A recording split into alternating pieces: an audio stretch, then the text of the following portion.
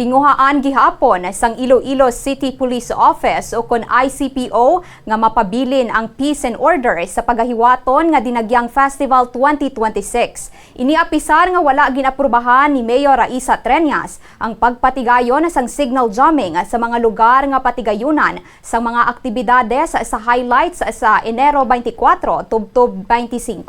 Sa interview sang Bombo Radio kay Police Major Sheila May Sangrines, spokesperson sang ICPO iyagin pahayag nga ginarespeto sang kapulisan ang desisyon sang city government. Sunod sa iya, kung wala man sang signal jamming, wala ini makapabag-o sa kahandaan nga ila ginpreparar. Kaangay sang ila security plan nga ila man ginpatigayon sang nagligad nga tuig.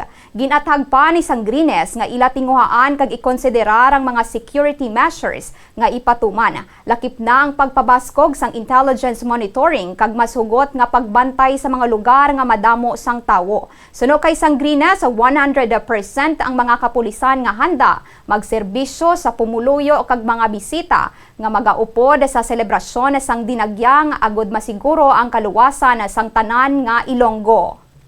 Linibo ka mga kapulisan. Dira, tamo kita no uniform kag mang i-deploy ta na ka-civilian nga mga pulis. Ipabasko naton ang intelligence monitoring naton. Kag ang aton layers of securities, outer, inner control points, pabasko naton nina. O ginapasalig man sang bilog nga SCG Dinagyang nga tinguhaan gid naton nga we will be 100% nga magaserbisyo sa pumuluyong Ilonggo.